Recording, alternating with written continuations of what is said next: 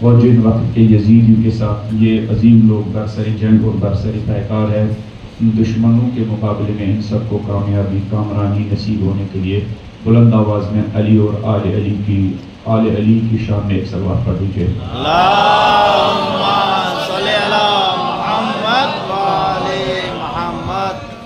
زیارت عاشورہ کا یہ نورانی جملہ، بامانہ جملہ، میننگ فل جملہ کہ اللہم اجعل محیا محمد و آل محمد، پڑھنے والے وہ حیات وہ زندگی جو محمد و آل محمد نے بسر کی، پڑھنے والے مجھے بھی وہ زندگی بسر کرنے کی توفیق عطا فرما، پڑھنے والے جس کوالٹی کی زندگی محمد و آل محمد نے بسر کی، جو کامل زندگی، جو پرفیکٹ زندگی، جو میننگ فل زندگی، جو بامقصد زندگی محمد و آل محمد نے بسر کی، پالنے والے وہ کوالٹی کی زندگی، وہ پرفیکٹ زندگی، وہ کامل زندگی بھی مجھے بسر کرنے کی توفیق عطا فرما۔ اگر سنجیدگی کے ساتھ کوئی انسان یہ دعا کرے اور دل کی گہرائی کے ساتھ یہ دعا کرے، معرفت کے ساتھ یہ دعا کرے، تو ایسے لوگوں کی دعا بھی قبول ہوتی ہے اور خدا کی عنایت، خدا کی نصرت اور محمد و آل محمد بھی کی عنایت بھی ایسے لوگوں کے شامل حال ہوتی ہے۔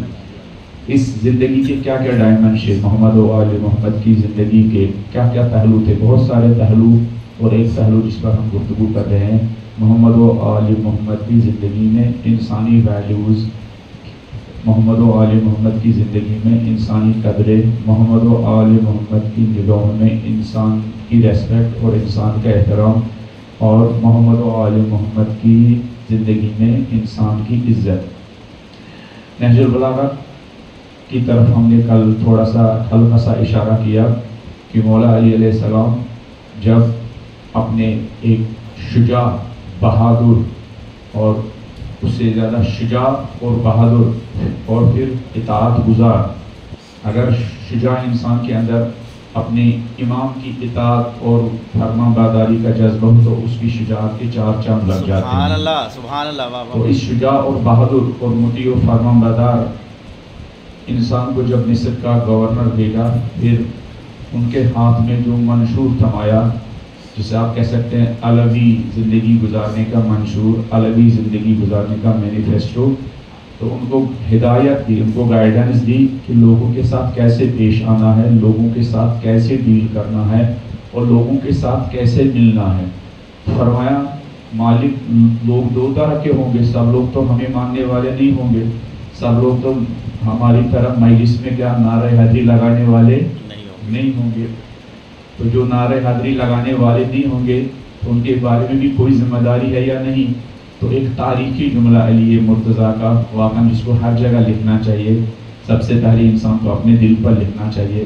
تو مولا مالک اسکر سے کہتے ہیں کہ مالک دو طرح کے لوگ ہوں گے، اما اقول لک فی الدین فإنہم صنفان، مالک تم مصر جاؤ گے تو وہاں دو طرح کے لوگ ہوں گے، اما اقول لک فی الدین، ایک طبقہ وہ ہوگا جو تمہاری طرح کیا دینی بھائی ہوں گے، تمہاری طرح لا الہ الا اللہ پڑھنے والے، محمد رسول اللہ پڑھنے والے، علی کی امامت اور ولایت کا اقرار کرنے والے ہوں گے، قیامت پر اقرار کرنے والے ہوں گے، قرآن کو اپنی کتاب ماننے والے ہوں گے۔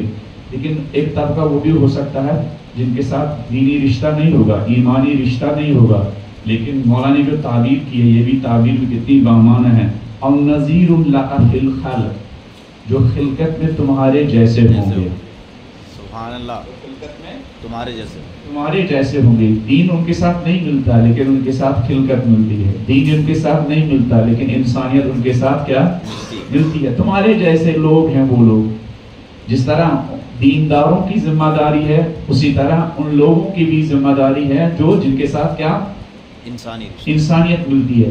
ایک مرتبہ مولائے کائنات امیر المومنین علی بن ابی طالب تو ایک بوڑھا آدمی بھیک مانگ رہا تھا، مولا نے پوچھا یہ بھیک کیوں مانگ رہا، ریزن پوچھا۔ علی اور آل علی کی صفت یہ تھی کہ وہ زندگی میں معاشرے میں سرسری انداز میں نہیں گزرتے تھے، جیسے ہم جب کسی کو دیکھتے ہیں ایسے ہی سرسری انداز میں گزرتے ہیں۔ اگر ہم گاڑی پر ہو، بائک پر ہو، اپنے کسی مومن کو دیکھیں کسی فارمیسی کے سامنے دوائی لیتے ہوئے کیا کھڑے ہوئے دیکھے ہم رکتے نہیں ہیں، ایسے ہی گزر جاتے ہیں. ہاں اپنے کسی مومن کو دروازے کے باہر کھڑا دیکھے ہم رکتے نہیں ہیں، اس لیے کہ ہم لوگ اتنے بزی ہو چکے ہیں، کس میں؟ دنیا میں بزی ہو چکے ہیں، اتنے مصروف ہو چکے ہیں. اب تو انسان سڑک کی تو بات چھوڑیے، گھر کی چہار دیواری میں کہیں سے کسی گوشے و کنار سے اپنی ماں کی کیا درد کی آواز آ جائے، ہاں باپ کے بوڑھے باپ کی کیا درد کی آواز آ جائے تو آج کی جنریشن سنتی بھی نہیں ہے. وہ تو بلانے پر بھی آج کی جنریشن کیا سنتی نہیں ہے نا، سنتی نہیں ہے. صرف وہ لوگ نہیں سنتے جن کے یہاں وہ شیطانی تار لگا ہوا ہے، وہی لوگ نہیں، شیطانی تار لگ جن کے ہاتھ وہ بھی نہیں سنتے ہیں.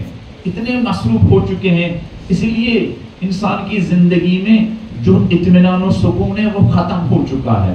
اطمینان و سکون ختم ہو چکا ہے. پرانے زمانے کے یہاں اتنی فیسلٹی نہیں تھی، لیکن ان کے یہاں زندگی میں آج کے انسان سے زیادہ زندگی میں سکون تھا، محبت تھی، الفت تھی.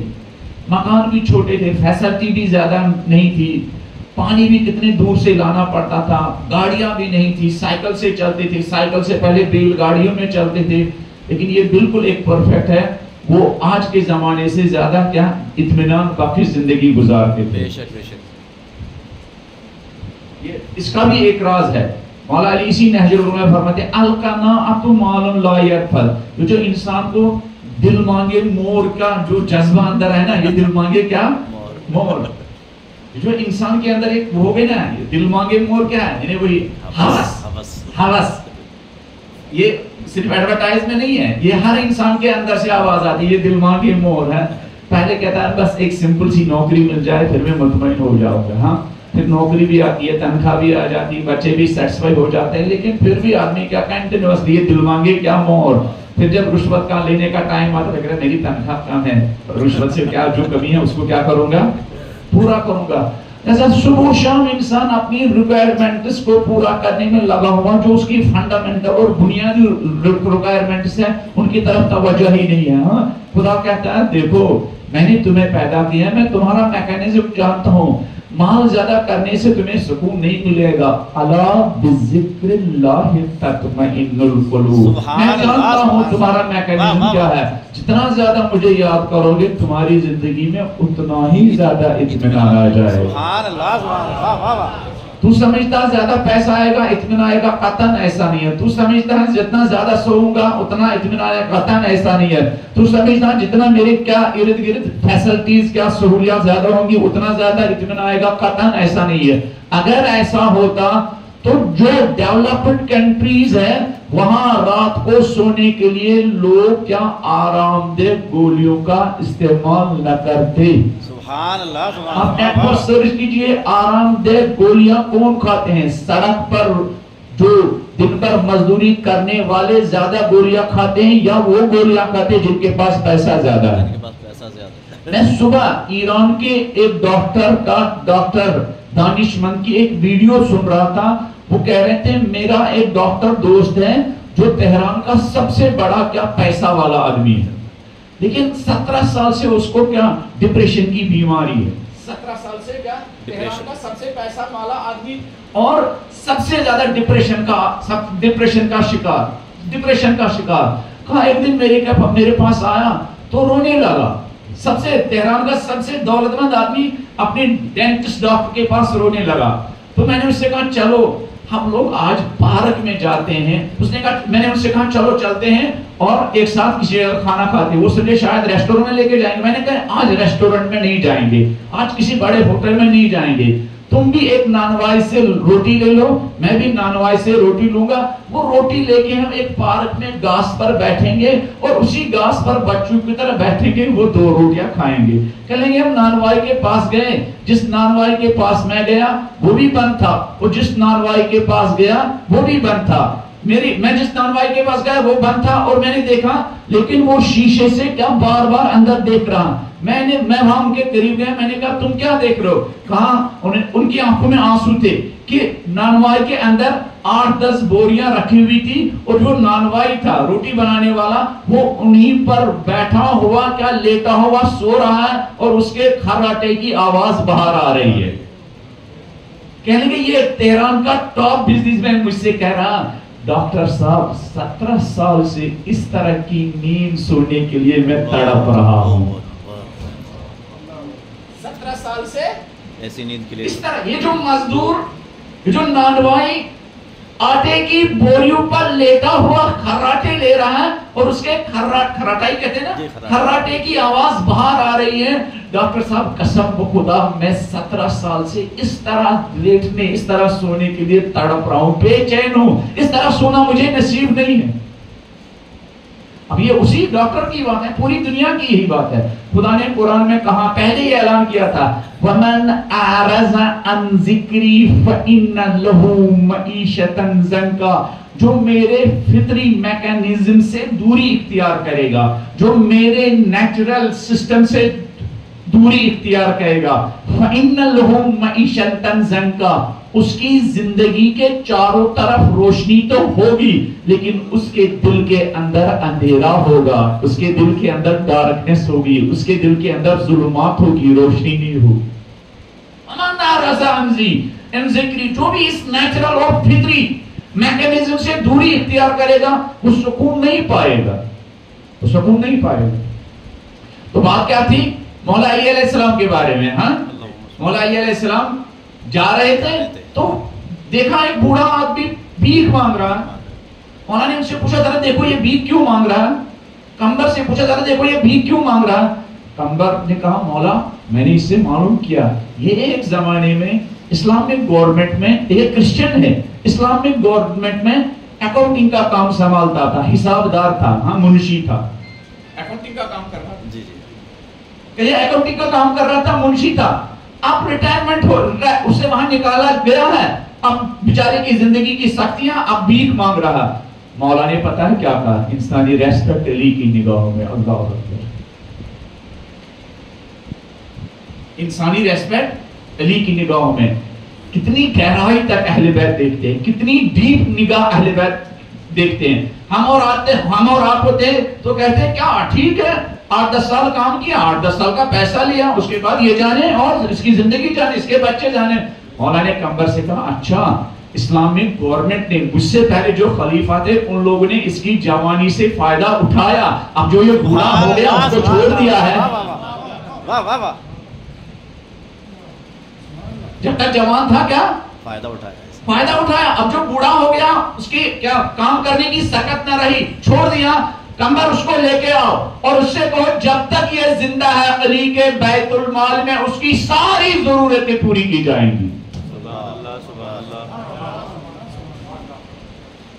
جب تک یہ زندہ ہے بیت المال سے، اس بیت المال سے اس کی ساری ضرورتیں پوری جائیں گی. علوی نظام عزت کا نظام ہے، علوی نظام عدالت کا نظام ہے، علوی نظام جسٹس کا نظام. تو اسی جسٹس کے نظام کے بارے میں مولا مالک کیسٹر سے کہتے ہیں مالک جا رہے ہو بہت طاقتور ہو.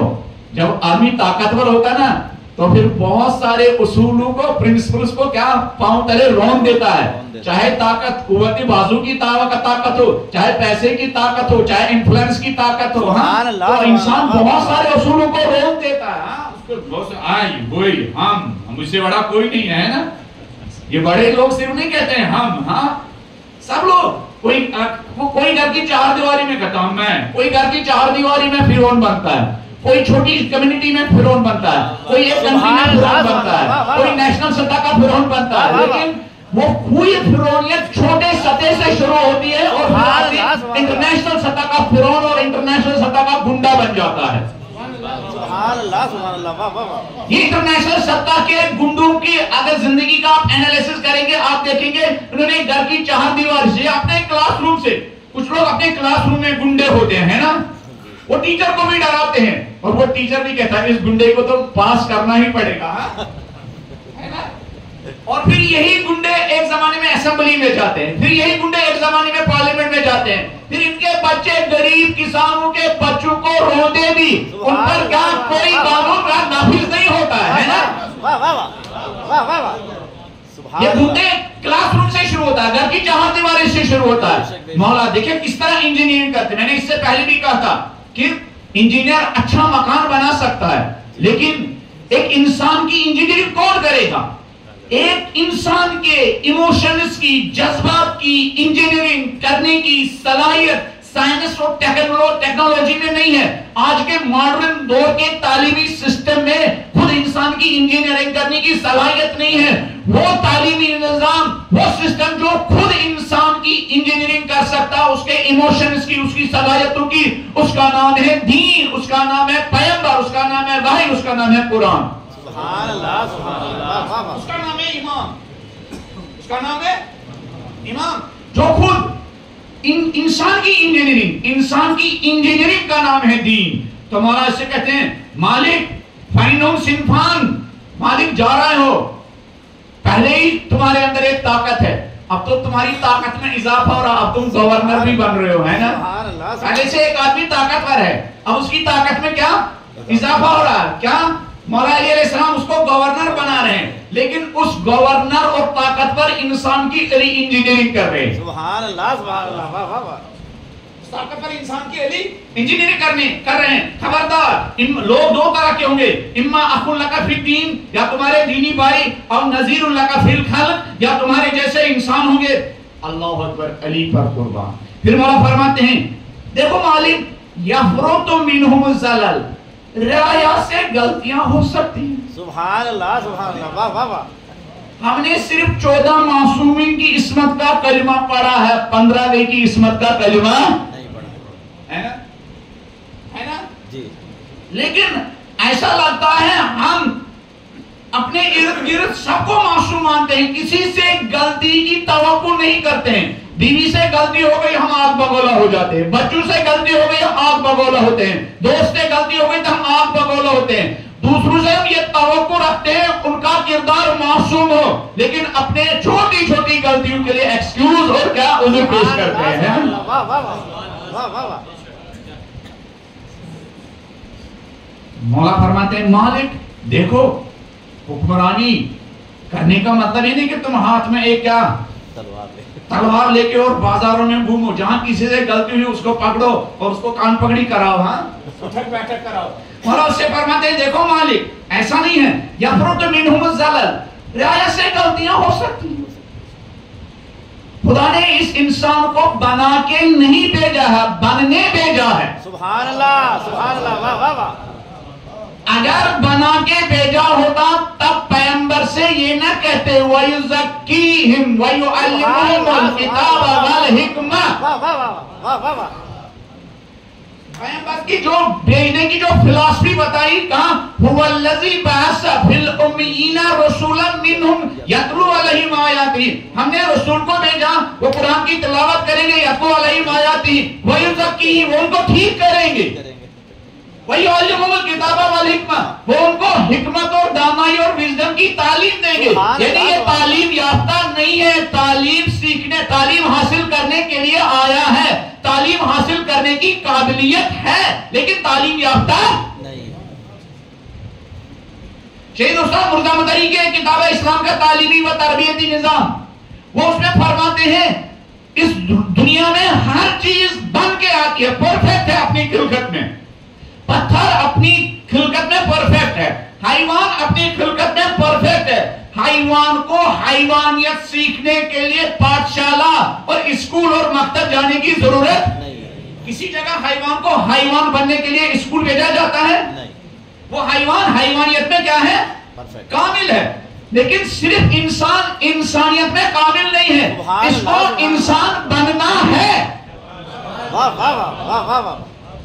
لیکن ہم جس کو انسان بننا ہے، ہم اس سے یہ توقع رکھتے ہیں یہ تعلیم کے بغیر۔ چھوٹا بچہ دیکھیے، ہم بچوں کو جہاں چھوٹی غلطی ہوئی نا، جہاں چھوٹے بچے سے غلطی ہوئی ہے، اسی بچوں کو کتنی شدت کے ساتھ تنبیہ کرتے ہیں، کتنی شدت کے ساتھ تنبیہ کرتے ہیں۔ یعنی وہ بچہ جو مجھے خدا نے دیا کہ تم کیا زن و شوہر میاں بیوی اس کو بناؤ، ہم اس بچے کے ساتھ اس طرح بیہیویئر کرتے ہیں جیسے وہ بنا ہوا ہے، جیسے وہ بنا ہوا ہے۔ جہاں میری چیزوں کو ادھر ادھر کیا تو میں نے اپنا یہ ہتھیار کیا اٹھا لیا ہے، ادھر سے بھی ایک تماچا، دوسری طرف سے بھی ایک تماچا، اور ایک تماچوں کے ذریعے کیا ہوتا ہے؟ صرف اس کا گال سرخ نہیں ہوتا، اس کی ساری صلاحیتیں دب جاتی ہے۔ پھر اس کا گاؤں سرخ نہیں ہوتا، اس کی صلاحیتیں دب جاتی ہے. یہی وجہ ہے نبی مکرم حضرت محمد مصطفیٰ صلی اللہ علیہ وسلم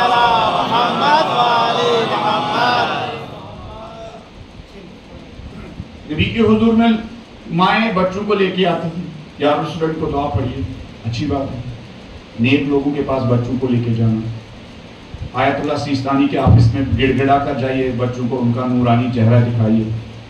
کنگو نجف میں جو برجستہ شخصیات ہے، وہاں روزوں پر زیارت کرنے کے ساتھ ساتھ ان روزوں کے ساتھ کے جو پرفیکٹ لوگ ارد گرد ہیں ان کے پاس بھی جانا چاہیے. سبحان اللہ. ان کی ایک نورانی کیا زیارت اور ان کی نورانی ملاقات، زندوں کی بھی زیارت کرنی چاہیے، ہے نا؟ سبحان اللہ. واہ واہ واہ. زندوں کی بھی زیارت کرنی چاہیے. تو میں کیا کہہ رہا تھا؟ بات کہاں؟ جی رسول کے پاس لے کے آئے. ہاں بچوں کے بارے میں تو وہ بچوں کے پاس بچے لے کے آتے تھے. ایک مرتبہ نبی کے ہاتھ میں ایک ماں نے بچہ دیا اور بچے سے کیا پیشاب سرزد ہوا، پیشاب نکل گیا. تو اس ماں نے تیزی کے ساتھ اپنے بچے کو نبی کے گود سے کیا چھیننا چاہا. نبی نے کہا ٹھہرو، میرا کپڑا پاک کیا جا سکتا ہے، لیکن جس انداز سے تم بچے کو مجھ سے چھین رہے ہو، اس کی زندگی پر جو اثر پڑے گا وہ اس کی زندگی کی آخر تک ختم نہیں ہوگا. وہ اس کی زندگی کی آخر تک ختم نہیں ہوگا. مالک حاکم کیا ہوتا ہے؟ اسلامی طرز زندگی میں اسلامک ویو پوائنٹ سے حاکم امت کا باپ ہوتا ہے. سبحان اللہ. امام اس لیے خود نبی نے فرمایا انا و علی ابوا هذه الامه، میں اور علی اس امت کے باپ ہے. انسان پر اپنا باپ اتنا شفیق و مہربان نہیں ہوتا ہے جتنا شفیق و مہربان علی و نبی ہے اس امت کے لیے. ہمارے ماں باپ کو ہماری اتنی فکر نہیں ہے جتنا ہمارے روحانی باپ علی و نبی کو ہماری فکر ہے. اس کے بارے میں موقع ملا تو بیان کروں گا کتنی فکر اس روحانی باپ کے لیے قرآن 2 جگہ کہتا ہے. اتنی فکر تھی نبی کو ہماری گمراہ انسانوں کی، گناہگار انسانوں کی. ماں باپ چھوڑ دیتے ہیں گناہگار انسان کو، لیکن نبی ان گناہگار انسانوں کے بارے میں فکر مند ہوتے ہیں. 2 جگہ قرآن نے نبی کو دلاسا دیا. قرآن میں نبی کو خدا نے دلاسا دیا لَعَلَّكَ بَاخِعٌ نَفْسَكَ عَلَىٰ آثَارِهِمْ إِن لَّمْ يُؤْمِنُوا بِهَٰذَا الْحَدِيثِ أَسَفًا. میرے حبیب کتنی لوگوں کی فکر ہے، کتنی لوگوں کی اس ڈارکنس سے نکالنے کی فکر ہے، کتنی فکر ہے گمراہ انسانوں کو بچانے کی. اتنی فکر ہے کہ اپنا آرام بھی قربان کر دیا.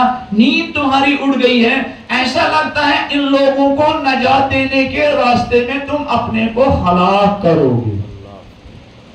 لعلک باخع نفسک، قرآن میں 2 جگہ ہے. لعلک باخع نفسک علی آثارہم، لعلک باخع نفسک ان لم یؤمنوا. اے میرے حبیب اگر یہ تمہاری باتوں پر ایمان نہیں لاتے ہیں، اب کیا ٹھیک ہے جانے دو، اب کیا اپنے آپ کو ہلاک کرو گے. اس لیے ہم اپنے نبی کو کہتے ہیں رحمت للعالمین. سبحان اللہ سبحان اللہ. رحمت للعالمین نے جس کو گمراہ انسانوں کی گمراہی ستاتی تھی. انا و علی ابوا هذه الامه، حاکم امت کا باپ ہوتا ہے. حاکم جس کو امت کی اتنی فکر ہو جتنی ماں باپ کو فکر نہیں ہے. اس لیے مولا علی علیہ السلام مالک اشتر سے کہتے ہیں مالک یفرط منہم الزلل، لوگوں سے غلطیاں بھی ہو سکتی. غلطیاں سرزد ہونے کے بعد ایسا نہیں ہے کہ تم ہاتھ میں تلوار اٹھاؤ اور ان کے دروازے پر جاؤ اور بیوی بچوں کے سامنے ان کو کان پگڑی کراؤ. ہاں یفرط منہم الزلل فطارد لهم للہ وَيُوْتَى عَلَىٰ عَيْدِهِمْ مِنَ فِي الْعَمْدِ وَالْخَطَأِ. مالک لوگوں سے عمدن یا سہون غلطیاں سرزد ہو سکتی ہیں. اس لیے آقا خامنہی کہتے ہیں دیکھو فیملی میں پرفیکٹ بیوی کے انتظار میں نہ رہو. پرفیکٹ بیوی نہیں ہے، ہر کوالٹی اس کے اندر نہیں پائی جاتی ہے، لیکن اپنی زندگی میں کیا آپس میں ہم آہنگ ہونا سکھاؤ. درگزر کرنا سیکھو، نظر انداز کرنا سیکھو۔ جس شوہر کے اندر یہ کیپیسٹی ہے، وہ بیوی کی چھوٹی چھوٹی غلطیوں کو نظر انداز کرتا ہے، وہی اپنے گھر کو کا جنت نما بنا سکتا ہے۔ لیکن وہ انسان جو چھوٹی چھوٹی غلطیوں کو بہت زیادہ ہائی لائٹ کرتا ہے، اس کا گھر کبھی جنت کا نمونہ نہیں بن سکتا، اس کا گھر جہنم کا ٹکڑا بن سکتا ہے۔ بے شک بے شک۔ مولا فرماتے ہیں مالک رعایا سے چھوٹی چھوٹی غلطیاں ہو سکتی ہے، ان کی غلطیوں کو کیا پھر فرماتے ہیں فاتی من افریقہ و صفیق، مالک معاف کرنا سیکھو۔ سبحان اللہ۔ انتقام لینے سے انسان کی زندگی میں پریشانیاں کیا بڑھ جاتی ہے، معاف کرنے سے پریشانیاں ختم ہو جاتی ہیں۔ سبحان اللہ سبحان اللہ، واہ واہ واہ۔ جس زندگی میں انتقام لینے کا جذبہ ہے، وہ انسان جس کے ماتحت 4-5 لوگ کام کرتے ہیں آفس میں، وہ انسان جس کی کمپنی میں 4-5 لوگ کام کرتے ہیں، اگر اس کے اندر معاف کرنے کا جذبہ، ایک آدمی ایک مزدور 5 منٹ لیٹ آیا، کوئی بات نہیں، کہاں تھے، خیریت تو تھی، گھر میں نہیں پریشانی، کوئی پریشانی تو نہیں تھی، گھر میں بیمار تو نہیں تھا، کوئی بچہ بیمار تو نہیں تھا، اگر آپ نے اخلاق کے ساتھ اس کا ریزن پوچھا اور اس جو ریزن تھا وہ وہاں تک پہنچ گئے، لیکن مانیے وہ کل سے 5 منٹ لیٹ نہیں، 5 منٹ پہلے آئے گا، اس کو یہ محسوس آنے کا دیکھو میرا درد سمجھ رہا ہے۔ اور پھر اگر دن میں آپ نے پوچھا بھی اچھا تم 5 منٹ پہلے جانا، آدھا گھنٹہ پہلے جانا، اپنی اہلیہ کو ڈاکٹر کے پاس لے کے جانا، آدھا گھنٹہ پہلے جانا، اپنے بوڑھے باپ کو ڈاکٹر کے پاس لے کے جانا، یہ لو 100 روپے بھی لے لو، اپنے ڈاکٹر کو، اپنے بچوں کو ڈاکٹر کے پاس لے کے جانا، وہ اگر وہ کام میں کوئی کوتاہی بھی کرتا ہوگا، کل سے وہ کوتاہی نہیں کرے گا، دیکھو یہ میرا کتنا کیئر کرتا ہے، آدھا گھنٹہ مجھے پہلے چھوڑا ہے۔ زندگی معاف کرنے سے آگے بڑھتی ہے، زندگی کے بہترین اصولوں میں کیا درگزر کرنا ہے، انتقام لینے سے زندگی آگے نہیں بڑھتی ہے۔ اگر آپ کے اندر کیا انتقام لینے کا جذبہ ہے، آپ بزنس میں بھی ناکام ہو جائیں گے، آپ آفس میں بھی ناکام ہو جائیں گے، آپ گھر چلانے میں بھی ناکام ہو جائیں گے، آپ ایک تنظیم اور آرگنائزیشن کو چلانے میں بھی ناکام ہو جائیں گے، آپ ایک آرگنائزیشن کو چلانے میں بھی کیا ناکام ہو جائیں گے۔ مولا کامیابی کے گر سکھاتے ہیں کس کو؟ مالک۔ مولا کامیابی کے گر سکھاتے کس کو؟ دیکھو اب لوگ کہہ رہے مالک کے اشتر کو، ہمیں نہیں سکھا رہے ہیں، سب کو سکھا رہے ہیں، اور وہ ایسنا چونکہ اس قوم کی عادت ہو گئی ہے، وہ سمجھتے ہیں ہماری ایک ہی ذمہ داری ہے، داد دینا۔ ہاں ہماری ذمہ داری داد دینا نہیں ہے، ہماری ذمہ داری قابل داد عمل کرنا ہے۔ ڈائیورٹ ہو گئی یہ قوم، ہماری ذمہ داری داد دینا نہیں ہے، ہمیں اپنے اندر قابل داد کریکٹر اور قابل داد کردار پیدا کرنا ہے۔ اور ہم نے کیا سمجھا ہے، ہمیں اچھی باتوں کو سن کر داد دینا ہے، اور یہ سمجھنا کہ یہ مالک اشتر سے کہہ رہے ہیں، نہیں آپ سے کہہ رہے ہیں۔ اگر یہ مالک اشتر سے کہہ رہے ہیں تو پھر آج کے زمانے میں منبر پر مجھے کیوں بیٹھنا ہے، منبر کے سامنے آپ کو کیوں آنا ہے؟ یہ سیکھنے کا عمل ہے، یہ سکھانے کا عمل ہے۔ تو کسی نے نہیں کہا ہم یہ کیا، تو مولا فرماتے ہیں بلند آواز میں علی اور آل علی کی شان میں، اور وہ لوگ جنہوں نے علی سے ہمیں آشنا کیا، ہمارے مرحومین نے اپنا حق ادا کیا، ہمارے مرحومین سے خدا کل نہیں پوچھے گا تم نے اپنے بچوں کو، اپنی آئندہ کی نسلوں کو علی سے آشنا نہیں کیا، وہ کہیں گے مالک ہم نے ہر وقت اپنی نسلوں کو علی سے آشنا کیا، ہمارا کام تھا آشنا کرنا، اب پھر ان کا کام تو فالو کرنا، ہم ان کو زبردستی فالو کرنے کے لیے وہ نہیں کر سکتے تھے، ہم نے ان کے دل میں علی کو بسایا تھا، ہم نے ان کے دل میں اہل بیت کو بسایا تھا، ہم نے ان کے دل میں زہرا کو بسایا تھا، ہم نے ان کے دل میں حسین کو بسایا تھا۔ ہمارے مرحومین کام کر کے گئے، میرا اور آپ کا کام ہے کہ کیا لَإِن شَكَرْتُمْ لَأَزِيدَنَّكُمْ، اگر تم نعمتوں کا شکریہ بجا لاؤ گے تو خدا تمہاری نعمتوں میں کیا اور اضافہ کرے گا۔ مولا فرماتے ہیں بلند آواز میں ان تمام مرحومین کی شان میں جنہوں نے ہمیں علی سے آشنا کیا، ان کی شان میں، ان کی مغفرت کے، ان کی بلندی درجات کے لیے علی اور اولاد علی کی شفاعت ان سب کو نصیب ہونے کے لیے ایک صلوات کر دیجیے۔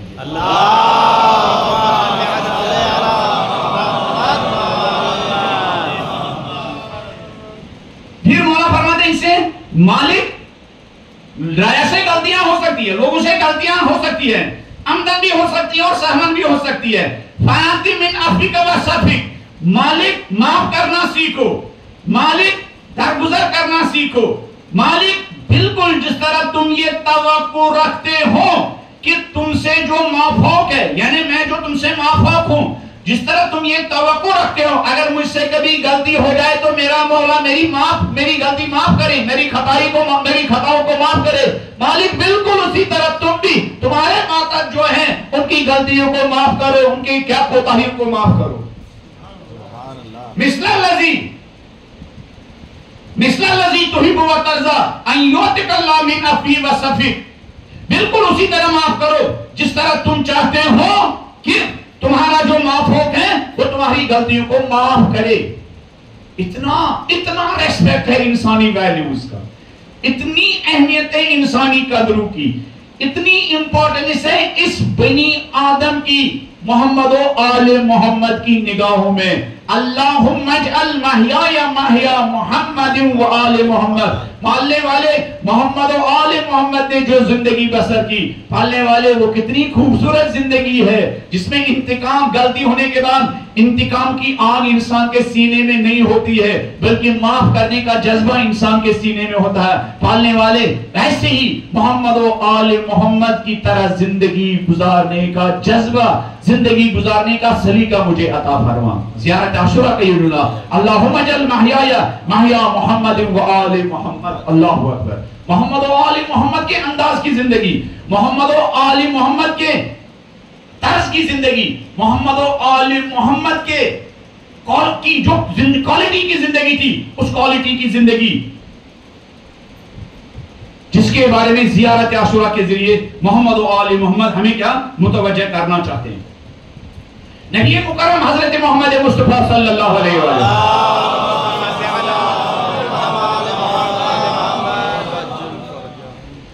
جن کو صحیح معنوں میں ہم کہہ سکتے ہیں انسانی قدروں کا پیغمبر، جن کو صحیح معنوں میں ہم کہہ سکتے ہیں انسانی ویلیوز کا پیغمبر، انسانی حقوق کا پیغمبر، انسانی رائٹس کا پیغمبر، انسانی شرافتوں کا پیغمبر. کس طرح نبی نے اس جاہلیت کے دور میں انسانی شرافتوں کو زندہ کیا، انسانی قدروں کو زندہ کیا، انسانی ویلیوز کو زندہ کیا. باشر دے کر نہیں، من کی بات کہہ کر نہیں، عمل سے انسانی قدروں کو زندہ کیا. عمل سے انسانی قدروں کو کیا زندہ کیا.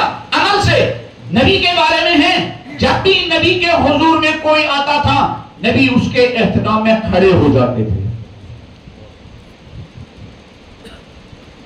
جیسے ہمارے یہاں قدیم زمانے کے لوگ کھڑے ہو جاتے ہیں. نبی کے بارے میں خود مولا علی علیہ السلام سے پوچھا گیا یا علی ذرا آپ نبی رحمت حضرت محمد مصطفیٰ کے اخلاق کی توصیف بیان کیجئے، ہمیں بتائیے نبی کا اخلاق کیسا تھا. علی مرزا مختلف اخلاقی کوالٹیز بتاتے ہیں. فرماتے علی مرزا ہم نے کبھی نہیں دیکھا نبی نے کسی انسان کے حضور میں اپنے پاؤں پھیلائے ہو، پاؤں پھیلا کر بیٹھے ہو.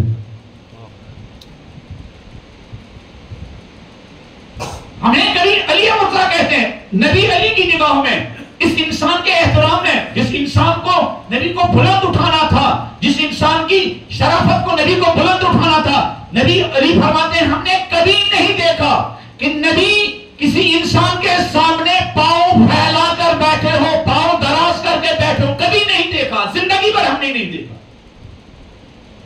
کیوں ایسا کیوں کرتے تھے؟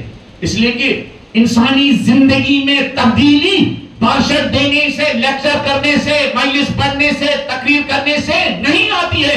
انسانی زندگی میں ایک انسان کے کریکٹر سے تبدیلی آتی ہے. اسی لیے جب نبی مکرم شہید مرزا مطہری کی ایک اور کتاب ہے نبی رحمت حضرت محمد مصطفیٰ صلی اللہ علیہ وآلہ وسلم کے بارے میں، اس کا نام ہے سیری در سیرہ نبوی، سیرت نبوی کی سیر. نبی کی زندگی گزارنے کا جو سلیقہ تھا، جو نبی کی سیرت تھی، اس کی سیر صرف کشمیر اور دہرادون کے خوبصورت شہروں کی نہیں کی جاتی ہے، کسی انسان کی زندگی میں بھی سیر کی جا سکتی ہے. بلکہ یہ ہمارے جو نیچرل خوبصورت مناظر ہیں ان نیچرل خوبصورت منظر اور سین اور شہروں کو دیکھنے سے زیادہ کسی پرفیکٹ انسان کی زندگی کی سیر انسان کے اندر زیادہ تبدیلی لاتی ہے. سیر صرف ہم دنیا کی سیر کا ہمیں کیا فکر رہتی ہے, ہم نے فلاں چیز کو نہیں دیکھا, کوئی افسوس نہیں ہے. اگر آپ نے کشمیر کی سیر نہیں کی, اگر میں نے کیا دہرادون کی سیر نہیں کی, اگر ہم نے انڈیا کے یا دنیا بھر کے اچھے اچھے شہروں کی سیر نہیں کی, آخرت میں آپ کو اس بات کا افسوس نہیں ہوگا. لیکن اگر آپ نے نبی اور آل نبی کی زندگی کی سیر نہیں کی ہے تو آخرت میں آپ کو افسوس ہوگا. قرآن مجید میں ایک آیت ہے, قرآن مجید میں ایک آیت ہے, یوم یعض الظالم علی یدیہ, قیامت کے بارے میں ہے, انسان کے بارے میں ہے. وہ دن جب انسان اپنے ہاتھ کاٹے گا. اس دنیا میں انسان دوسروں کے ہاتھ کاٹنے کی فکر میں ہوتا ہے, لیکن آخرت میں قرآن کہتا ہے یہ کیا کاٹے گا؟ اپنے ہاتھ کاٹے. کیوں اپنے ہاتھ کاٹے گا؟ اس لیے کہ وہاں پہنچنے کے بعد انسان کو یہ احساس ہو جائے گا جو کچھ مجھ پر بیتی ہے وہ اپنے ہی. یہاں ہر چیز کی غلطی. ہمارے بچے کیا کہتے ہیں, ارے میں تو پڑھنا چاہتا تھا, ممی ڈیڈی نے میرا سپورٹ, میں پڑھنا چاہتا تھا, مجھے اچھے ٹیچر ہے نا. کسی انجمن کا ہیڈ کہتا ہے ہم تو انقلاب لانا چاہتے تھے لیکن لوگوں نے ہمارا ساتھ نہیں دیا. سب لوگ اپنی غلطیوں کو کیا دوسروں کے سر پر ڈالتے ہیں. قرآن کہتا ہے یوم یعض الظالم علی یدیہ, جس دن گناہگار انسان اپنے ہاتھ کاٹے گا, کیا کہے گا؟ یا لیتنی لم اتخذ کیا فلانا خلیلا, کاش میں نے فلان کو اپنا دوست نمایاں بنایا ہوتا. تو دوسری آیت میں ہے یا ویلتا لیتنی, اے مجھے کیا ہو گیا, میں نے دنیا میں نبی مکرم حضرت محمد مصطفیٰ صلی اللہ علیہ وآلہ وسلم, مجھے کیا ہو گیا, میں نے دنیا میں نبی کے راستے کو نہیں اپنایا. یعنی آج کی ٹرمینالوجی میں انسان اپنے ہاتھ کاٹے گا, انسان اپنے ہاتھ ملے گا. مجھے کیا ہو گیا, میں نے بڑے بڑے شہروں کی سیر کی لیکن اپنے بڑے پیغمبر آخر نبی آخر زمان حضرت محمد مصطفیٰ صلی اللہ علیہ وآلہ وسلم کی سیر کیوں نہیں کی.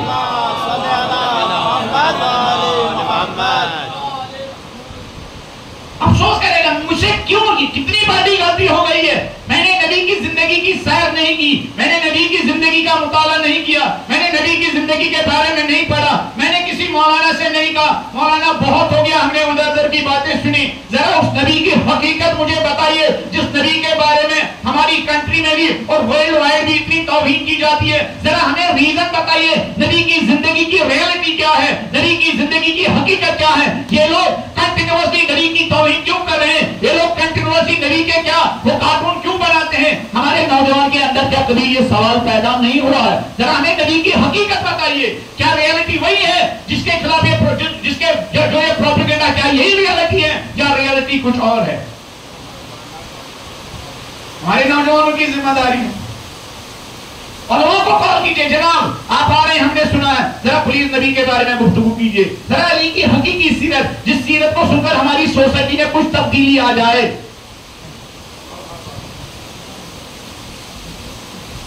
تو مولا علیہ السلام فرماتے ہیں وہ نبی جو میں نے اپنی آنکھوں سے دیکھا, اتنا ریسپیکٹ کرتے تھے لوگوں کو کہ لوگ مولا فرماتے ہیں حتیٰ چھوٹے بچوں کے سامنے نبی پاؤں پھیلا کر نہیں بیٹھتے تھے. بچوں کے سامنے کیوں؟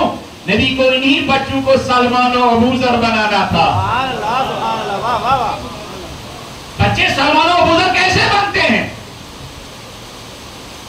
بچے جب ان کو ریسپیکٹ دیں گے, جن بچوں کو نبی نے ریسپیکٹ دیا, جن بچوں کو نبی نے احترام دیا, جن بچوں کو نبی نے کیا عزت دی, وہی بچے نبی کی سیرت کے سائے میں کیا زمانے کے سلمان بن گئے, ابوذر بن گئے, سلمان منا اہل بیت بن گئے. سلمان منا اہل بیت, یہ صلاحیت ہمارے بچوں کے اندر بھی ہے, یہ کیپیسٹی ہمارے بچوں کے اندر بھی ہے, یہ صلاحیت ہمارے یوتھ کے اندر بھی ہے. ہمارے بچے بھی زمانے کے سلمان بن سکتے ہیں. جو ادھر ارد گرد ہم دیکھتے ہیں کوالٹی کے انسانوں کو دیکھتے ہیں, یہی جو کچھ ایک دو مہینے پہلے شہید آیت اللہ ابراہیم رئیسی کیا اس دنیا سے چلے گئے, شہید ہو گئے. اب پتہ نہیں کیا وہ نیچرل کیا ایکسیڈنٹ تھا یا کوئی سازش تھی, اس کی طرف ہم نہیں جائیں گے. یہ کیا کیسا انسان تھا, یہ کیسا انسان تھا. یہ کیا ایک رائل فیملی کا بچہ تھا؟ نہیں، 5 سال ہی کی عمر میں باپ کا سایہ سر سے اڑ گیا تھا. 5 سال کی زندگی میں باپ کا سایہ سر سے اڑ گیا تھا.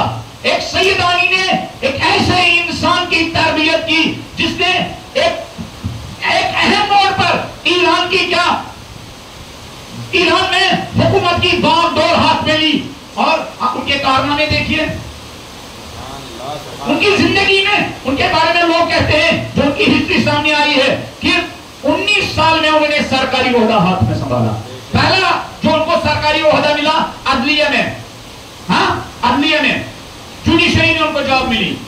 تو ان کے دوست کہتے ہیں جب سے 19 سال سے انہوں نے سرکاری عہدے کیا ہاتھ میں لیے، تب سے لے کر جب تک وہ صدر بنے، ہر 19 سال سے لے کر 60 سال کی عمر تک عدلیہ کے ایک عام کیا کہتے ہیں ملازم سے لے کر صدر مملکت تک ہر وقت ان کی زندگی میں معمول تھا وہ اذان صبح ہی کے وقت آفس میں حاضر ہو جاتے تھے. 18 گھنٹے کام کرنا ان کا کیا سلیقہ بن چکا تھا. ان کے جو ایکٹیو پریزیڈنٹ تھے ڈاکٹر موفی، جو ابھی ان کے ایکٹیو پریزیڈنٹ تھے، ان کا کہنا ہے کہ یہ صبح اذان صبح سے پہلے آفس پہنچتے تھے، 12 بجے رات کو آفس سے نکلتے تھے. ان کا کہنا ہے ایک دن اذان صبح سے پہلے ہم آفس پہنچے، ہم نے نماز صبح پڑھی، نماز صبح پڑھنے کے بعد یہ کیا اپنے ٹیبل پر گئے، میز کے پاس گئے. میں نے ان سے کہا ابھی کیا اندھیرا ہے، روشنی نہیں ہوئی ہے، ذرا تھوڑے دعائیں پڑھیے، تاکیبات پڑھیے. تو وہ مجھ سے کہنے لگے شہید آیت اللہ رئیسی، جناب مخبر صاحب میری تاکیبات لوگوں کی مشکلات حل کرنا ہے. سبحان اللہ، سبحان اللہ، واہ واہ واہ. اگر میرے ذریعے ان لوگوں کے مشکلات حل ہو، اس انقلاب کے مشکلات حل ہو، ان سینکشنز میں گرفتار اس ملک کے مشکلات حل ہو، میرے لیے تاکیبات یہی ہے، میرے لیے دعا یہی ہے. بے شک بے شک. ایسے بچے، ایسے لوگ، یتیم بچہ، یتیم فیملی کا، اس کی ماں کا آپ نے دیکھا کو لائف سٹائل معمولی کا. ان لوگوں کا کس چیز نے یہ صلاحیت پیدا کی؟ ان لوگوں کو حقیقی معنوں میں محمد و آل محمد کے راستے پر چلنے کی وجہ سے یہ صلاحیت نصیب ہوئی. یہ خادم سمجھتے تھے، جس طرح مالک سے کہتے نا مولا، لوگوں سے غلطیاں سرزد ہو سکتی ہے.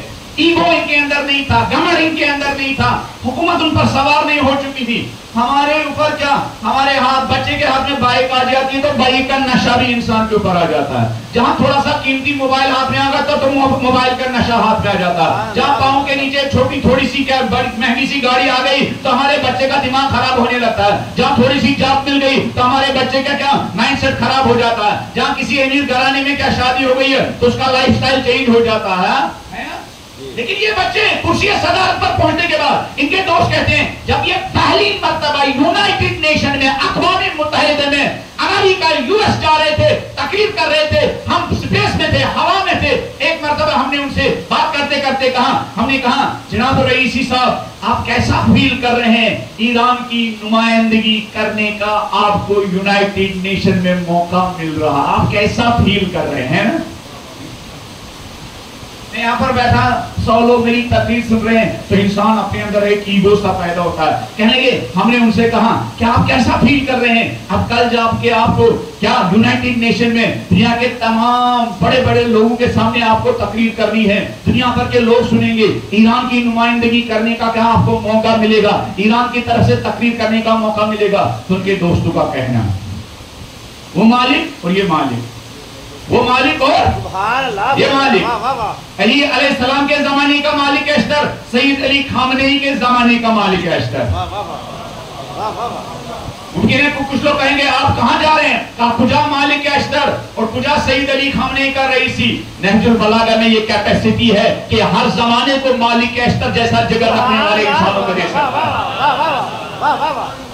یا تو آپ یہ مانیے اس کتاب میں، اس سلیبس میں یہ طاقت ہے، یا ہر زمانے میں کیا اس کی صلاحیت ہے، یا ہر زمانے کو مالک اشتر جیسے کریکٹر دے سکتے ہیں. اور اگر اس کتاب میں وہ صلاحیت نہیں ہے تو اس کتاب کو بار بار پرنٹ کرنے کی، اس کتاب کو بار بار چھاپنے کی ضرورت. سبحان اللہ، سبحان اللہ، واہ واہ واہ. علی کی سیرت میں ہر زمانے کے لیے طاقت ہے، قیامت کی صبح تک علی کی زندگی میں یہ طاقت ہے، علی کی سیرت میں یہ طاقت ہے، علی کی نہج البلاغہ میں یہ طاقت ہے. وہ ہر زمانے کو کیا مالک اشتر جیسا جگر رکھنے والے انسان دے سکتے ہیں. ان کے دوستوں کو کہنا، جب ہم نے ہوا میں فضا میں جہاز میں بیٹھ کر ہم نے ان سے کہا جناب صدر محترم، جناب رئیسی صاحب، کل آپ کو انٹرنیشنل پلیٹ فارم پر پہلی مرتبہ ایران کی نمائندگی کرنے کا موقع ملے گا، تو کہنے لگے اسی فضا میں ان کی آنکھوں سے آنسو بہنے شروع ہو گئے. کہنے لگے میں کون ہوتا ہوں میں ایران جیسے ملک کی نمائندگی کروں، میں تو ایک سیدھا سادہ چھوٹا سا ادنا سا دینی طالب علم ہوں، اس کے علاوہ کچھ نہیں ہے. ایران کی نمائندگی شہید کرتے ہیں، ایران کی نمائندگی خامنئی صاحب کرتے ہیں، ایران کی نمائندگی خود امام خمینی کرتے ہیں.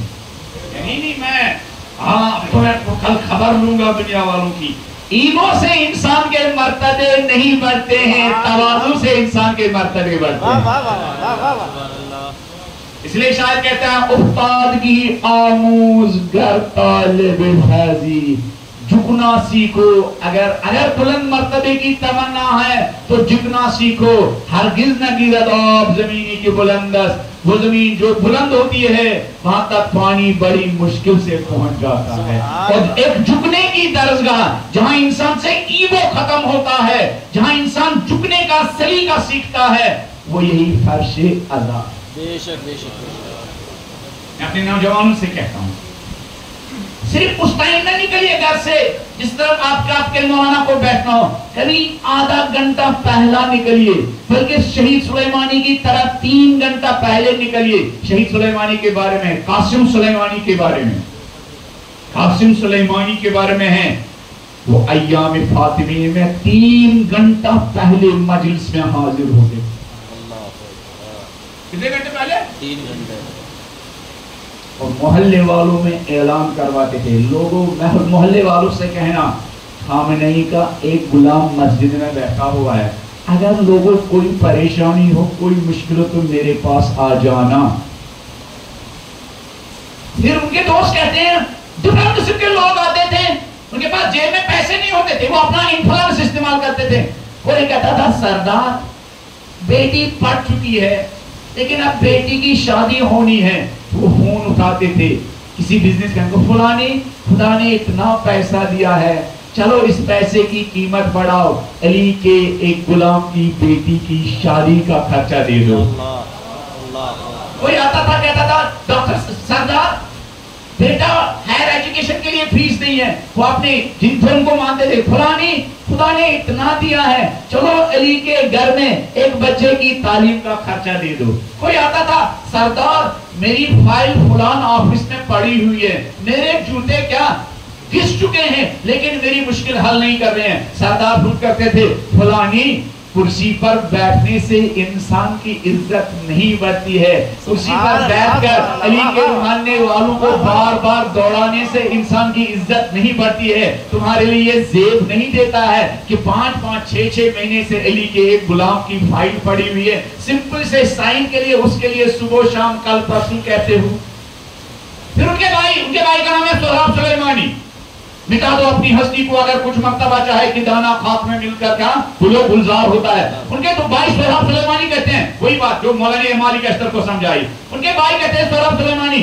کبھی کبھی وہ لوگ بھی آتے تھے سلیمانی کے پاس جو اینٹی ریولوشن، جو اینٹی انقلاب، جو اینٹی خامنئی ہوتے تھے، اور وہ مگرمچھ کے آنسو بہاتے تھے. سردار میری پرابلم یہ ہے، میرے گھر میں بہن بیمار ہے، میرے گھر میں ماں بیمار ہے، میری بیوی بیمار ہے، میرے گھر کا کرایہ نہیں ہے، میرے گھر میں فلان مشکل ہے. تو سردار سلیمانی کے بھائی سہراب سلیمانی کہتے ہیں ہم ان کے کان میں جاتے تھے سردار ان مگرمچھ کے آنسو میں نہ آئیے گا، یہ آپ کا مخالف ہے، یہ انقلاب کا مخالف ہے. فلان ریلی جو نکلی تھی انہوں نے آپ کے خلاف نعرے دیے. تو ان کے بھائی سہراب سلیمانی کا کہنا ہے سلیمانی غصے سے کیا لال ہو جاتے. وہ کہتے تھے اچھا کیا ہوا، میرے خلاف نعرے دیے، کوئی ہمیں نہیں مانتا ہے، ہمارے مولا کو مانتا ہے، اس کی خدمت کرنے کے لیے اتنا ہی کافی ہے.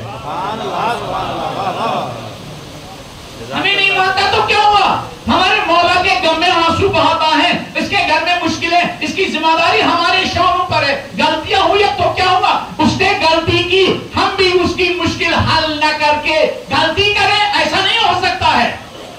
سبحان اللہ سبحان اللہ. مولا مالک اسد کے مالک ان سے غلطیاں ہو سکتی ہے. وہ انسان جو امت کا باپ بننا چاہتا ہے, وہ انسان جو امت کا خادم بننا چاہتا ہے, اس کو لوگوں کی غلطیوں کو کیا نظر انداز کرنا چاہیے. وہ نظر اس طرح نظر انداز کرتے تھے. اللہ اکبر. پھر یہ نوجوانوں سے کہتا ہوں, یہ جھکنے کا جذبہ, یہ جو میں آپ سے کہہ رہا ہوں, کبھی کبھی پہلے آ جائیے امام بارگاہ کی صفائی کرنے کی نیت سے, کبھی کبھی پہلے آ جائیے امام بارگاہ کے آپ کے جو باہر جو صحن ہے اس کی صفائی کرنے کی نیت سے, اور نیت کیجئے, بات کیجئے امام زمانہ سے, آقا میں پہلے جا رہا ہوں مجلس سننے کے لیے نہیں, بلکہ جو لوگ مجلس سننے کے لیے آ رہے ہیں ان کے لیے امام بارگاہ کو اور امام بارگاہ کا جو راستہ ہے, امام بارگاہ کا جو صحن ہے, اس کی صفائی کی غرض سے پہلے جا رہا ہوں. پھر آپ دیکھیں گے آپ امام زمانہ کی عنایتوں کے راڈار میں آ جائیں گے. امام زمانہ کی عنایتوں کے راڈار میں آ جائیں گے, دنیا والوں کے راڈار میں آ جائیں گے تو آپ کی بگڑی نہیں بنے گی. اب امام کے راڈار میں آ جائیں گے تو آپ کی بگڑی بن جائے گی. بات لمبی ہو گئی, کل کے لیے چھوڑو یا بتا دوں؟ بتا بھی دیتا ہوں. شہید سلیمانی کے دوستوں کا کہنا ہے جب مجلس ختم ہوتی تھی اور ہم سلیمانی کو ڈھونڈنے نکلتے تھے, سلیمانی دکھائی نہیں دیتے, دشمن سائے کی طرح ان کے پیچھے پیچھے تھا. کہنے کہ جب تھک ہار کے ہم آخر میں ٹوائلٹ میں جاتے تھے ان کو ڈھونڈنے, تو ہم کیا دیکھتے, اس عظیم کمانڈر کے ہاتھ میں, جس کو عراق کے لوگ بھی کیا پروانے کی طرح اس کے گرد طواف کرتے تھے, لبنان والے بھی, یمن والے بھی اس کے ارد گرد پروانے کی طرح طواف کرتے تھے. ہم دیکھتے تھے اس عظیم انسان کے ہاتھ میں لمبا سا جھاڑو ہوتا تھا, پائپ ہوتی تھی, اور یہ واش روم اور ٹوائلٹ اپنے ہاتھوں صاف کرتے تھے. ہم آگے بڑھتے تھے, ہم ان سے کہتے تھے سردار سلیمانی ہم مر گئے ہیں, ہماری ہوتے ہوئے ہماری موجودگی میں آپ نے یہ جھاڑو ہاتھ میں لیا, آپ نے یہ پائپ ہاتھ میں لیا. وہ ہم سے کہتے تھے تمہیں شرم آتی ہے کہ میرے ہاتھ میں پائپ ہے؟ واللہ میری یونیفارم میں جو ستار ہے, میری یونیفارم میں جو میرے کیا ہے نشانے ہیں, یہ انہوں نے مجھے عزت نہیں دی ہے. حسین اور بی بی زہرا کی مجلس میں فرش عزا کی وجہ سے, جھکنے کی وجہ سے میری عزت ملی.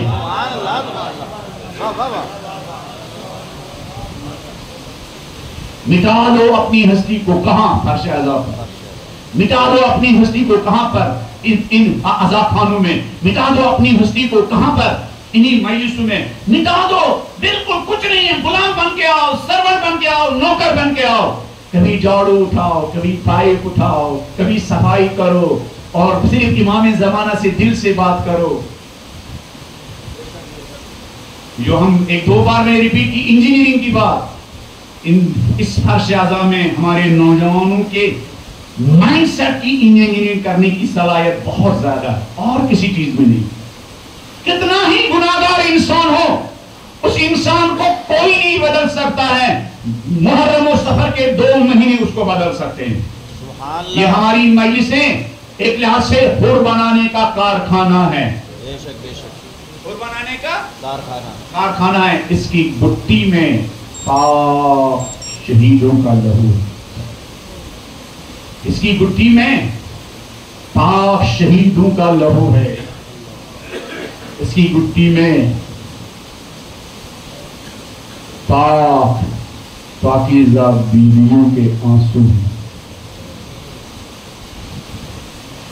اس کی گٹی میں علی کی بیٹیوں کا خون جگر ہے. یہ سلسلہ رکتا کیوں نہیں؟ بم دھماکوں سے یہ سلسلہ رکا کیوں نہیں؟ عزاداروں کو قتل کرنے کے بعد یہ سلسلہ رکا کیوں نہیں؟ بنی عباس اور بنی امیہ کے زائرین کربلا اور عزاداران سید الشہداء کے ہاتھ پیر کاٹنے کے باوجود یہ سلسلہ رکا کیوں نہیں ہے؟ داعش کے درندوں کی بربریت کے باوجود یہ سلسلہ رکا کیوں نہیں؟ یہ کیسے رکتا عزادارو؟ اللہ اکبر. اس کی گٹی میں شہیدوں کا لہو ہے. اللہ اکبر. اس کی گٹی میں علی کی بیٹیوں کا خون جگر ہے، اللہ اکبر. اس کی گھٹی میں زینب کبریٰ سلام اللہ علیہا کی دعائیں ہیں. اس کی گھٹی میں زینب کبریٰ سلام اللہ علیہا کی شام غریبہ کی اس رات نماز شب پڑھنے کی ان دعاؤں کا اثر. اس کی گھٹی میں کوفہ اور شام کے زندانوں میں علی کی بیٹی زینب کی نماز شب پڑھنے کا اثر ہے، اللہ اکبر. اس کی گھٹی میں سید سجاد کی دعاؤں کا اثر ہے، اللہ اکبر اللہ اکبر. شہید مرزا مطہری کہتے ہیں کربلا والے حسین اور حسین کے ساتھی ایک مرتبہ شہید ہوئے، اللہ اکبر، لیکن زینب ام کلثوم سید سجاد ایک مرتبہ بھی نہیں، بار بار جام شہادت نوش کرتے. جب بھی علی کی بیٹیوں کو اپنے بھائیوں کے کٹے ہوئے سروں پر نظر پڑتی تھی، اللہ اکبر، زینب و ام کلثوم سید سجاد شہید ہوتے تھے، اللہ اکبر. عباس کے بازو ایک مرتبہ کٹے آزادار، لیکن جب بھی زینب کبریٰ کو اپنے بھائی عباس کے کٹے ہوئے سر کی طرف نظر پڑتی تھی، زینب شہید ہوتی تھی، اللہ اکبر. حسین علیہ السلام ایک مرتبہ قتل ہوئے. سید سجاد کو جب بھی اپنے بابا کے کٹے ہوئے سر پر نظر پڑتی تھی، سید سجاد شہید ہوتے تھے. وہ علی اکبر کا کہ جگر میں ایک مرتبہ نیزہ پیوست ہوا، اللہ اکبر.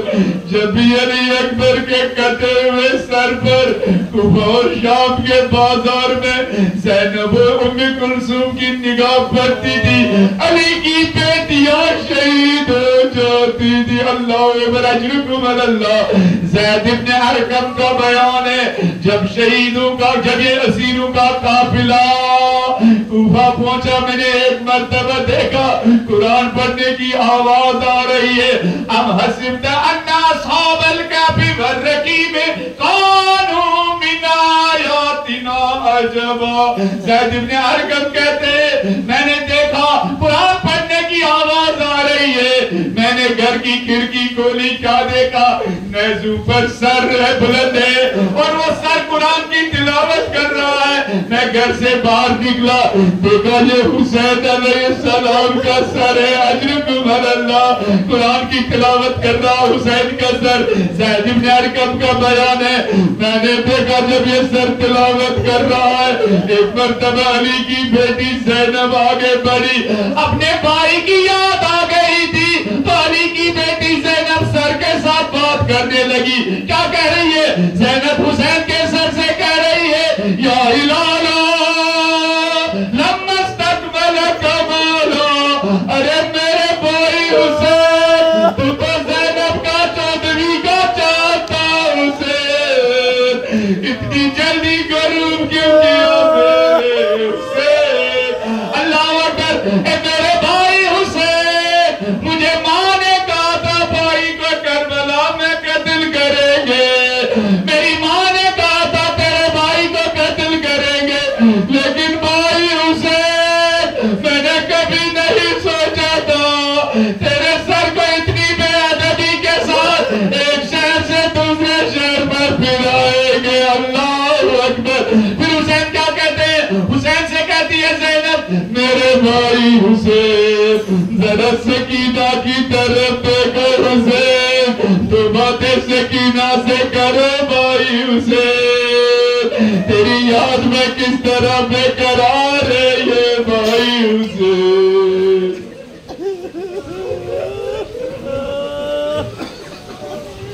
لعنت اللہ علی القوم الظالمین وسیعلم الذین ظلموا أَيَّ مُنقلب ينقلبون. اِنَّا لِلَّهِ وَإِنَّا إِلَيْهِ راجعون. رضا بقضائه وتسلیما لأمره. پھلنے والے جن مرحوم نے ہمارے درمیان فرش ازا کی صورت میں یہ عظیم درسگاہ کی سنت اور عظیم درسگاہ کی بنیاد ڈالی، پالنے والے ان مجالس کے ثواب کے سر کے ان تمام مرحومین کو کروٹ کروٹ جنت نصیب فرما۔ پالنے والے جس ماں نے انگلی تھام کر اس فرش اعضا پر آنے کے آداب سکھائے، پالنے والے اگر وہ ماں اس دنیا سے جا چکے ہو، پالنے والے ایسی تمام ماں کو مادر حسین فاطمہ الزہرا کی شفاعت نصیب فرما۔ پالنے والے جس باپ نے انگلی تھام کر ہاتھ پکڑ کر گود میں ان فرش اعضا پر آنے کے آداب و اطوار سکھائے، پالنے والے اگر ایسے باپ اس دنیا سے چلے گئے ہو، پالنے والے ایسے تمام والدین کو سرکار سید الشہداء اور اصحاب سید الشہداء کی شفاعت نصیب فرما۔ پالنے والے فرش اعضا کے تمام خدمت گزاروں کو، علماء، ذاکرین، واعظین، مرثیہ خان، نوا خان، سوز و سلام پڑھنے والے وہ مومنین و مومنات جو خوشی سے اپنے حلال کمائی سے ان مجالس میں نظر و نیاز تقسیم کرتے، پالنے والے ان سب کے مرحومین کو کروٹ کروٹ جنت نصیب فرما۔ پالنے والے ایسی زندگی جو امام زمانہ کو پسند ہو، ایسی زندگی بسر کرنے کی توفیق عطا فرما۔ پالنے والے وہ نمازیں جو کربلا کے شہیدوں نے تیروں کی بارش میں قائم کی، پالنے والے ان نمازوں کو اول وقت پڑھنے کی توفیق عطا فرما۔ پالنے والے جس قرآن کی تلاوت حسین کے کٹے ہوئے سر نے کی، پالنے والے اس قرآن کو پڑھنے کی توفیق عطا فرما۔ پالنے والے اس قرآن کی تعلیمات اپنے بچوں کو دینے کی توفیق عطا فرما۔ پالنے والے دنیا ظلم و جور سے بچ چکی ہے، پالنے والے مظلوموں کے امام، ستم رسیدہ انسانوں کی آخری امید امام زمانہ عجل اللہ تعالی فرج شریف کے ظہور میں جلدی و تاجیل عنایت فرما۔ پالنے والے کربلا کے شہیدوں کی طرح ہم سب کو امام زمانہ کی رکاب میں جہاد کرنے کی توفیق عطا فرما۔ آغوش امام میں ہم سب کو جام شہادت پینے کی توفیق عطا فرما۔